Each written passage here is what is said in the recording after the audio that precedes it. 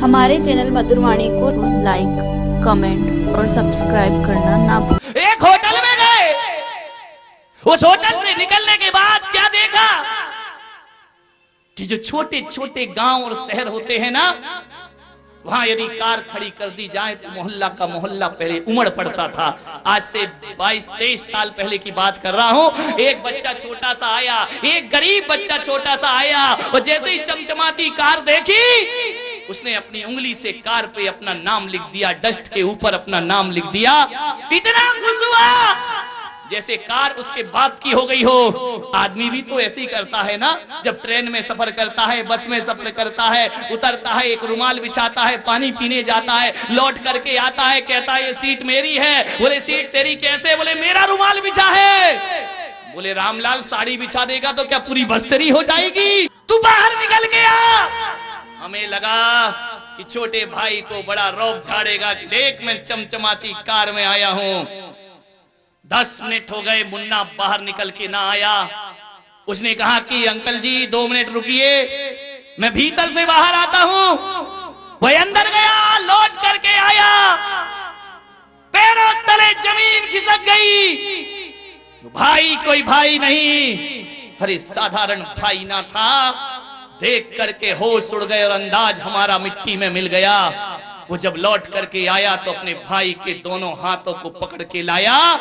उस भाई के दोनों पैर नहीं थे, अपाहिज था वो भाई। छोटे भाई को गोद में उठा करके लाता है। मुन्ना आ देख, मैं इस कार में बैठ करके आया हूँ। मुन्ना ने कहा कि तुम आए हो भैया इसमें बैठ करके।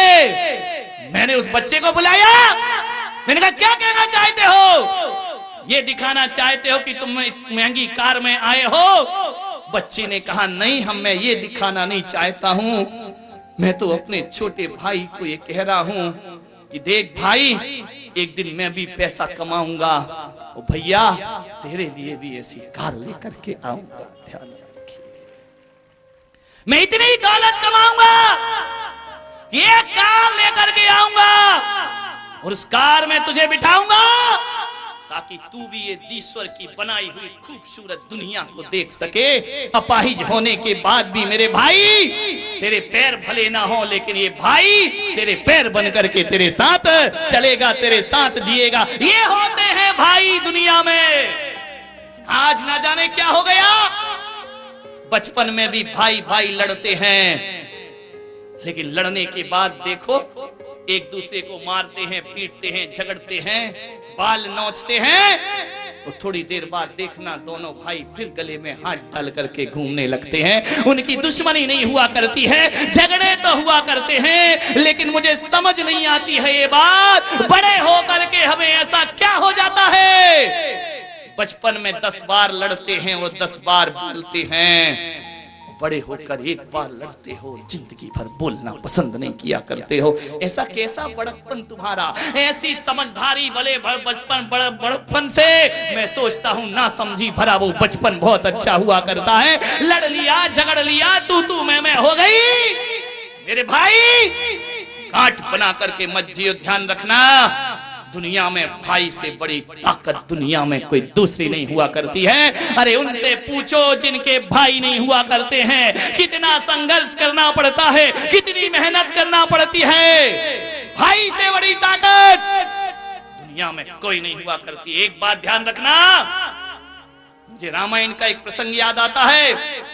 रावण धरा लक्ष्मण की तरफ बुझती हुई निगाहों से देखा।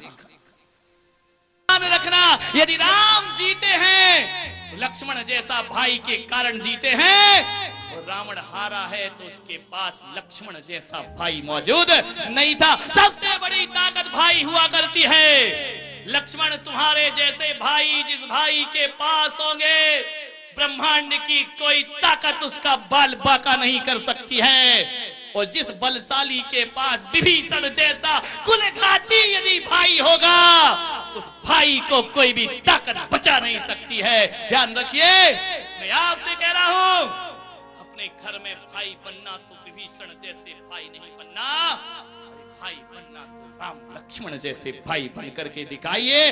अरे भाई बनो, अरे कौरव पांडव जैसे भाई मत बनो। कि लड़ करके हस्तिनापुर का सर्वनाश कर दिया करते हैं। कंस जैसा भाई मत बनो कि अपनी बहन को बंदी गृह में डाल दिया करता है। एक बात ध्यान रखना, जब जब दो भाई लड़े हैं तब तब सर्वनाश हुआ है। ध्यान रखना। आपसे मेरा निवेदन है, कभी अपने भाई को नाराज मत करना, कभी अपने भाई को दुखी मत करना। एक बार रावण ने अपने भाई को दुखी किया था, उसका फल ये मिला कि लंका जल करके खाक हो गई थी। ध्यान रखिए, कौरवों ने पांडवों को दुखी किया, हस्तिनापुर बर्बाद हो गया। राम लक्ष्मण से भाई बनो। राम लक्ष्मण तो सौतेले भाई थे, भरत शत्रुघ्न सौतेले भाई थे, नकुल सहदेव और युधिष्ठिर अर्जुन ये सौतेले भाई थे। इन्होंने वो इतिहास रच दिया जो एक सगे भाई भी इतिहास नहीं रच सकते। आजकल हैं कितने भाई घर में, एक भाई मुश्किल से होता है, उसी भाई से नफरत की चालें चल करते हो। हमारे चैनल मधुरवाणी को लाइक, कमेंट और सब्सक्राइब करना ना भूलें। Thanks for watching.